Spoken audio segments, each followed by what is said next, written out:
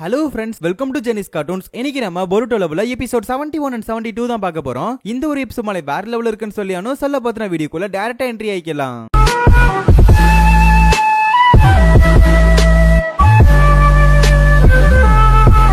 கதையோட ஸ்டார்டிங் சீன்ல நம்ம பெரிய மிட்சுகி தான் காட்டுவானுங்க. சோ அவன் வந்து நம்ம சின்ன மிட்சுகிக்கு அட்வைஸ் கொடுத்துட்டு இருப்பான். இந்த மாதிரி ஒரோச்சிமாரோட பேச்செல்லாம் நம்பாத, அவன் ரொம்ப கெட்டவன் அப்படின்னு சொல்லியிருப்பான். பட் நம்ம ஒரோச்சிமாரோ நான் ரொம்ப நல்லவன் அப்படிங்கிற மாதிரி அவன் சில வார்த்தைகளை சொல்லியிருப்பான். இது எல்லாத்தையும் கேட்ட நம்ம சின்ன மிட்சுகி வந்துட்டு ரொம்ப கன்ஃபியூஷன் ஆகி சேஜ் மோட்லாம் ஓபன் பண்ணிருப்பான். ஆனா அதே சமயத்துல நான் எடுக்கிறதாண்டா டிசிஷன், சோ வேற யாருமே என்னோட டிசிஷன்ல குறுக்கால வரக்கூடாது அப்படிங்கிற மாதிரி சொல்லியிருப்பான். இது எல்லாமே கனவுல நடந்துகிட்டு இருக்கு. சோ எந்திரிச்சோனே அவன் திரும்ப அதே வார்த்தை தான் சொல்லுவான், நான் எடுக்கிறதா டிசிஷன் அப்படின்னு சொல்லிட்டு பொருட்டோட போட்டோவை பார்ப்பான். அதுக்கப்புறம் அடுத்த சீனே வந்து நம்ம பொருட்டோ கிட்ட போயிட்டு எல்லாத்தையும் சொல்லிட்டு இருப்பான். இந்த மாதிரி ஒரு கனவு வந்துச்சு, உண்மையிலே கொடூரமா இருந்துச்சு, ஃபர்ஸ்ட் டைம் வந்துச்சு அப்படிங்கிற மாதிரி சொல்லிட்டு இருப்பான். அதுக்கப்புறம் பர்கர் சாப்பிடுறதுக்காக பொருட்டோ ஆர்டர் பண்ணுவான். அதே டைப்பை வந்து நம்ம மிட்சுகியும் சேர்த்து ஆர்டர் பண்ணுவான். என்னன்னு கேட்டா இதெல்லாம் ஃப்ரெண்ட்ஷிப் அப்படிங்கிற மாதிரி சொல்லிட்டு இருப்பான். அண்ட் சடனா அந்த இடத்துக்கு ஈனோஜின் சிக்கடாய் வந்து பக்கத்து டேபிள்ல வந்து உட்காருவானுங்க. தோல் மேல வந்து ஒரு கோழி குஞ்சு உட்கார்ந்து கிடக்கும். இது எங்கடா கிடைச்சிச்சு, எப்படா அவன் தோல் மேல உட்கார்ந்துருக்கு அப்படிங்கிற மாதிரி கேட்க அதுக்கு சிக்கடாய் பதில் சொல்றான், ஒன்னும் இல்ல, நேத்து இங்க ஒரு மிஷன் போயிருக்கானுங்க, அதாவது கோழி பண்ணைக்கு மிஷன் போயிருக்கானுங்க. அங்க ஒரு முட்டை ஒண்ணு கையில கிடைச்சிருக்கு. சோ அதை ஈனோஜின் வந்து கையில எடுத்து பாத்துக்கிட்டு இருக்கப்ப அந்த முட்டை உடைஞ்சு அதுக்குள்ள இருக்க கோழி குஞ்சு வெளியே வந்திருக்கு. வந்து நம்ம ஈனோஜினை பார்த்தனால சோ ஈனோஜினை வந்து ஒரு மாதிரி பாண்ட் கிரியேட் ஆகி இப்போ ஈனோஜின் கூட இருக்கு அப்படிங்கறத சிக்கடாய் சொல்லிட்டு இருப்பான். அப்ப சாரதா சொல்றதுன்னா இது இந்த கான்செப்ட் வந்து இம்பிரிண்டிங் அப்படின்னு சொல்லுவா. அண்ட் பொருட்டோ எக்ஸ்பிளைன் பண்ணுவான், இந்த மாதிரி அந்த முட்டையில உடைச்சவனே வெளியே வந்தோனே அந்த கோழி குஞ்சு வந்து ஓமூஜி தான் பாத்திருக்கோம். சோ அதனால அது ஒண்ணு வந்து அப்பா அம்மாவை ஏத்துக்குச்சு அப்படிங்கிற மாதிரி தான் இந்த இடத்துல வந்து பொருட்டோ வந்து சொல்லி கலாய்ச்சிக்கிட்டு இருப்பான். அப்பதான் மிட்சுகி ஒரு விஷயத்தை புரிஞ்சுக்கிறான். இவன் வந்து வந்தோனே வந்து பார்த்தது யாருன்னு பார்த்தா பொருட்டோட போட்டோ தான் பார்த்திருப்பான். சோ அப்பவே அவனுக்கு புரிஞ்சிருச்சு எதுக்காக இந்த ஒரு பாண்ட் கிரியேட் ஆயிருக்கு அப்படின்னு சொல்லிட்டு. உடனே சாரதா தான் இந்த மாதிரி நம்மளுக்கு ஒரு மிஷன் கொடுத்திருக்காங்க, சோ அந்த மிஷனுக்கு போய் ஆகணும், இந்த மாதிரி 5க்காக சமிட் நடக்குது, அதுக்கான செக்யூரிட்டிஸா நம்ம தான் போட்டிருக்காங்க, சோ நம்ம தான் போய் ஆகணும் அப்படின்னு சொல்லி அவசர அவசரமா போயிட்டு இருப்பாங்க. கட் பண்ணிட்டு அந்த 5க்காக சமிட் தான் காட்டுறாங்க. எதுக்காக அந்த 5க்காக சமிட் பண்ணிருக்காங்க அப்படின்னு சொல்லி பார்த்தா அந்த ஒட்சுட்சுகி ஆட்கள் கொஞ்சம் இப்ப வந்து தீவிரம் காட்ட ஆரம்பிச்சிட்டாங்க. இப்பதான் மோமோசுகி ஒருத்தனை போட்டு சொல்லிருக்கானுங்க. ஆனா அதே சமயத்துல சில பேர் இன்னும் சுத்திட்டு தான் கிடக்குறானுங்க அப்படிங்கிற ஒரு நியூஸ் வந்தனால இப்ப ஒரு 5க்காக சமிட்ட போட்டிருக்கானுங்க. அண்ட் இதுல சிக்கமாரு என்ன சொல்லுவான் அப்படின்னா, இன்னும் இந்த விஷயத்தை பத்தி டீப்பா அனலைஸ் பண்ணணும் அப்படிங்கறக்காக இதுக்கு முன்னாடி இந்த காகேசியும் கூப்பிட்டு வச்சிருக்கானுங்க. வேற ஒண்ணும் இல்ல, கக்காஷி தலைவன் கக்காஷி அண்ட் பழைய லேடி மிஷுகாகே அண்ட் அப்புறம் தலைவன் ரைக்காகே எல்லாத்தையும் கூப்பிட்டு இருக்காங்க. ஆனா அப்படியே அவங்கள காட்டினா எந்த ஒரு பிரச்சனையும் நடக்காத மாதிரி அசால்ட்டா பழம் தின்னுகிட்டு இருப்பானுங்க. இதுல என்ன ஒரு பிரச்சனை அப்படின்னா, இன்னும் வந்து அந்த கிழட்டு பையன் ஒனோக்கி வரல, என்னடா தலைவன் வேற ரகம் பண்ணிட்டு இருந்தானே வரல, இங்க என்னடா இன்னும் லேட்டா வந்துட்டான் அப்படிங்கிற மாதிரி எல்லாம் பாத்துக்கிட்டு இருப்பாங்க. அண்ட் நருட்டோ வந்து பொறுமையா இருங்க, நான் எப்படியாவது ஒனோக்கி தாத்தாவை கூட்டு வந்துடுறேன் அப்படிங்கிற மாதிரி தான் சொல்லிட்டு இருப்பான். கட் பண்ணிட்டு நம்ம ஆட்களை தான் காட்டுறானுங்க. கிட்டத்தட்ட அந்த 5க்காக சமிட்டுக்கு ஒரு செக்யூரிட்டிஸா நின்னுகிட்டு இருப்பானுங்க. கொஞ்சம் போர் அடிக்கும். சோ அதுக்காக நம்ம பொருட்டோ வந்து மிட்சுகியை பார்த்து ஏதாவது கதை சொல்றா அப்படின்னு சொல்லி கேட்பான். பட் நம்ம மிட்சுகி கிட்ட கதைலாம் இல்ல, கொஞ்சம் கன்ஃபியூஷன் தான் இருக்கு. சோ அதனால ஒரு கேள்வி ஒன்னு கேக்குறான். இந்த மாதிரி நம்ம ஈனோஜின் கிட்ட ஒரு கோழி இருந்துச்சுல, சோ அது முட்டையை விட்டு வெளியே வர்றப்ப நம்ம ஈனோஜினை தான் ஒரு அப்பா அம்மாவா நினைச்சு, பட் ஆக்சுவலா நம்ம ஈனோஜின் ஒரு அப்பா அம்மாவா கிடையாது, அதாவது ஒரு பொய் தகவலை தான் இந்த இடத்துல இந்த ஒரு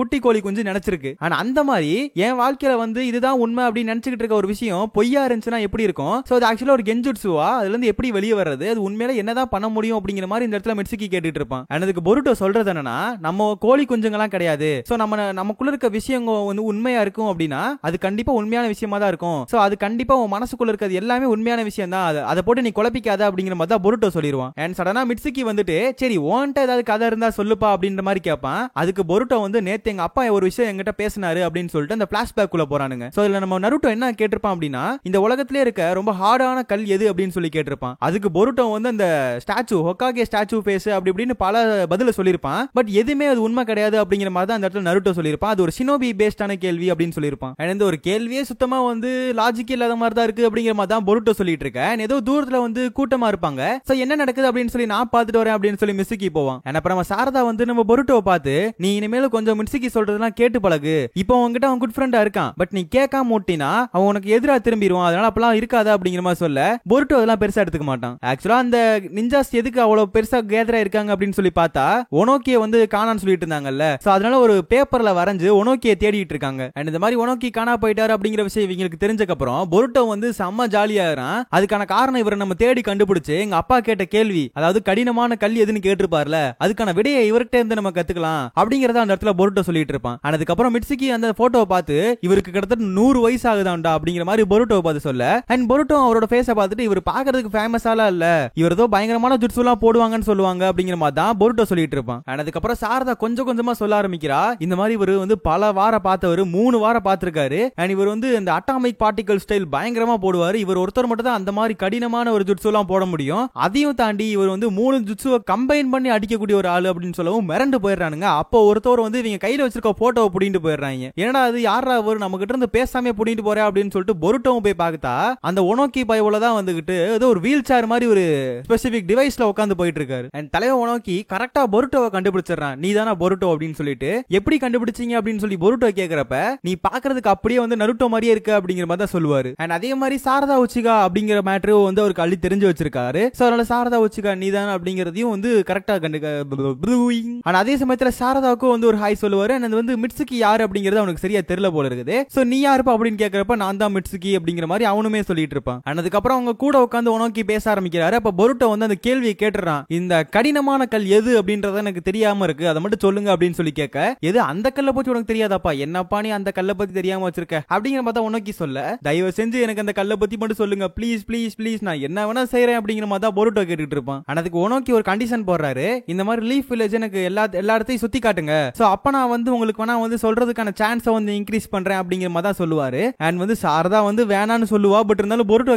கேட்க மாட்டான். சோ அதுக்காக எல்லா இடத்துக்கும் கூட்டு போவான், எல்லா சாப்பாடையும் வாங்கி கொடுப்பான். அண்ட் சாரதா கூட இடையில கேப்பா, இந்த மாதிரி 5K சமிட்டுக்காக எதிர்பார்த்துக்கிட்டு இருப்பாங்க, நீங்க அங்க போலையா அப்படிங்கிற மாதிரி கேட்க, அங்கெல்லாம் நான் எதுக்கு போறேன் அப்படிங்கிற மாதிரி அசால்ட்டா சொல்லுவார் நோக்கி. ஆனா அதே சமயத்துல 5K சமிட்டையும் பேச ஆரம்பிக்கிறாங்க. இந்த மாதிரி ஒட்சுட்சுகி கிளானை பத்தி தான் பேசுவாங்க. அண்ட் ஆக்சுவலா அவங்க மெயினா வந்து ஃபோக்கஸ் பண்றது யாருன்னு பார்த்தா அந்த உரோசுகி பைபிள் தான். ஏன்னா அவன் தான் வந்து அந்த மீன் துண்டி எல்லாம் போட்டு சக்கராவெல்லாம் எடுத்துட்டு எங்கிட்ட ஓடி போயிட்டான். அவன் இது வரைக்கும் கண்டுபிடிக்க முடியல. பட் சிக்கமோரு சொல்றது என்னன்னா, வந்து நம்ம சாசுகே தேடி போயிருக்கான், சோ கண்டிப்பா நம்ம சாசுகே பிடிச்சிருவோம் அப்படிங்கிற மாதிரி சொல்லிட்டு இருப்பான். இப்ப கரண்டா இருக்க காகேஸ் எல்லாமே ரொம்ப வந்து தீவிரமா பேசிட்டு இருப்பாங்க. பட் இதுக்கு முன்னாடி இந்த காகேஸ் எல்லாருமே பொறுமையா பழ உரிச்சு சாப்பிட்டுட்டு இருப்பாங்க. இதுல தலைவர் ரைக்காகி எல்லாம் வந்துகிட்டு, டேய் பழத்தை உரிச்செல்லாம் சாப்பிடக்கூடாது, அப்படியே சாப்பிடுங்க, தோலோட சாப்பிட்டா தான் நியூட்ரிஷன்லாம் இருக்கும்னு சொல்லி அந்த இடத்துல காமெடி பண்ணிட்டு இருக்க. அஷ்டுகாக எல்லாம் கோவமாயிருவா, என்ன பண்ணிட்டு இருக்கீங்க, எதுக்காக இந்த மாதிரி இடத்துல வந்து இப்படிலாம் பேசிட்டு இருக்கீங்க அப்படின்னு சொல்லி கத்திக்கிட்டு இருக்க. உடனே மிசுகாகே சொல்லுவாங்க, அதாவது ஓல்டு மிசுகாகே சொல்லுவாங்க, நீ எல்லாம் வந்து இப்ப வந்தவதான், பட் நாங்கெல்லாம் அப்பல இருந்து ரொம்ப இன்டெலிஜென்ட்டான ஆளு, அதனால நீங்க பொறுமையா ஹேண்டில் பண்ணு, ரொம்ப வந்து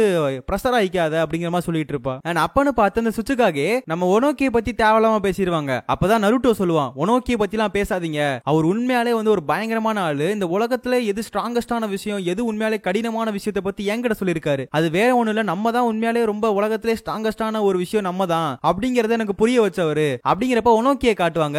இந்த மாதிரி வந்து பொருட்டோ சாரதா மிட்சுகி 3 பேத்தையுமே கிஃப்ட் தூக்க வச்சிருவாரு. அதாவது கிட்டத்தட்ட இங்க பொருள் எல்லாமே நிறைய வாங்கியிருப்பாரு போல இருக்குது. சோ இது எல்லாத்தையும் 3 பேத்தையும் சுமக்க வச்சுட்டு தான் வந்துகிட்டு இருப்பாரு. அண்ட் இவங்க போயிட்டு இருக்கப்ப வந்துட்டு ஒரு கன்ஸ்ட்ரக்ஷன் ஒர்க் போயிட்டு இருக்கும். சோ அப்ப வந்து ஏதோ ஒரு பிரச்சனையை, ஒரு பெரிய ராடு ஒண்ணு வந்து ஒரு பொண்ணு மேல விழுக போகும். அந்த இடத்துல யாருமே காப்பாத்துறது இல்ல. பட் டக்குன்னு நம்பால் ஒனோக்கி தான் வந்து பார்ட்டிகல் ஸ்டைல போட்டு எப்படியும் அந்த பொண்ணை காப்பாத்திடுவாரு. பட் இருந்தாலும் அவ்வளவு சக்கரா யூஸ் பண்ணனால அவர் அந்த இடத்துல வந்து கீழே விழுந்துருவாரு. அண்ட் பொருட்டோ தான் என்ன ஆச்சு அப்படின்னு சொல்லி கிடத்துல போவான். அந்த இடத்துல பொருட்டோ பாக்குறப்ப அவரோட பேரனை பார்த்த மாதிரி இருக்குது. கொசூச்சி நீ வந்துட்டியா அப்படிங்கிற மாதிரி ஒனோக்கி பொருட்டோவை பார்த்து கேட்க, இல்ல நான் பொருட்டோ அப்படின்னு சொல்லவும் அவர் சோகமாய் அழுக ஆரம்பிச்சிடுறாரு. அதுக்கப்புறம் பொருட்டோ வந்து ஒனோக்கியை தனியா கூட்டு போயிட்டு சோ பேச ஆரம்பிக்கிறாங்க 3 பேரும் சேர்ந்து. உங்களோட பார்ட்டிகல் ஸ்டைல் வேற லெவல்ல இருந்துச்சு அப்படிங்கிற மாதிரிலாம் பொருட்டோ வந்து ரொம்ப எக்ஸைட்டடா இருப்பான். ஆனா இப்ப பொருட்டோ கேட்பான், இந்த மாதிரி இடையில ஏதோ ஒரு பேரை சொன்னீங்களே கொசூச்சி, அப்ப நான் என்ன அப்படின்னு சொல்லி கேட்பான். அண்ட் வேற ஒண்ணுல என் பேரன் தான், அவன் உண்மையில ரொம்ப புத்திசாலியான ஆளு, பட் இருந்தாலும் இப்ப அவன் இல்ல அப்படிங்கிற மாதிரி ரொம்ப வருத்தத்தோட சொல்லுவாரு. என்னதான் 5 நேஷனும் ஸ்ட்ராங்கா இருந்தாலும் சொன்னா கூட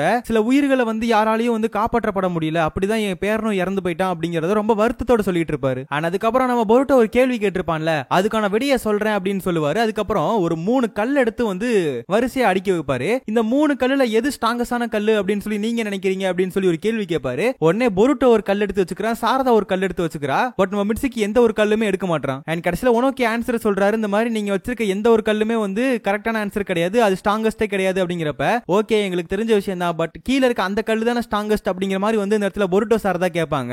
அதுமே கிடையாது அப்படிங்கிற மாதிரி உனக்கு சொல்லுவாரு. அப்ப எதுதான் ஸ்ட்ராங்கஸ்டான கல்லு அப்படிங்கிற மாதிரி இந்த இடத்துல நம்ம பொருட்டோ கேட்க, the strongest rock எது அப்படின்னு சொல்லி பார்த்தோம்னா அது உன்னோட மனசாட்சி தான், உன்னோட மனசு தான் அப்படிங்கிற மாதிரி இந்த இடத்துல உனக்கு சொல்லுவாரு. அண்ட் என்ன ஒரு கஷ்டம் வந்தாலும், எவ்வளவு பெரிய சிச்சுவேஷன் வந்தாலும் உங்க மனசு கரெக்டா இருந்தா போதும், எல்லாத்தையும் தாண்டி வந்துடலாம் அப்படிங்கிற மாதிரி இந்த இடத்துல சொல்ல.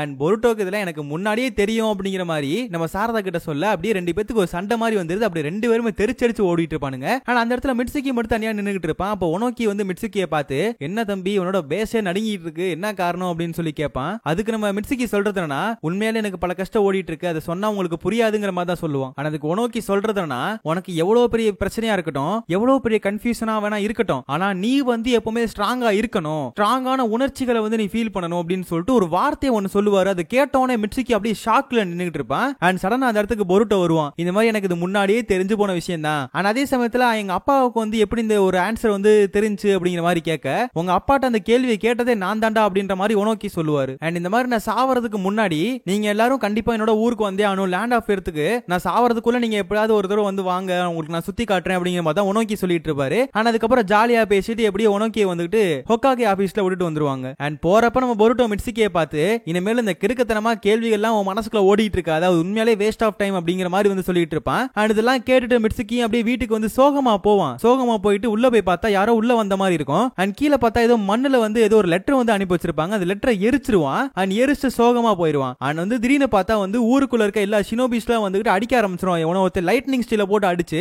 ஹெட்பேண்ட்ல கீழே விழுகிறவளுக்கு அடிச்சுக்கிட்டு இருப்பான். அதோட இந்த எபிசோட முடிக்கிறாங்க. அண்ட் இந்த எபிசோட் எப்படி இருக்குன்னு சொல்லி மறக்காம கமெண்ட் செக்ஷன்ல சொல்லிட்டு போங்க. நெக்ஸ்ட் எபிசோட்ல மீட் பண்ணலாம்.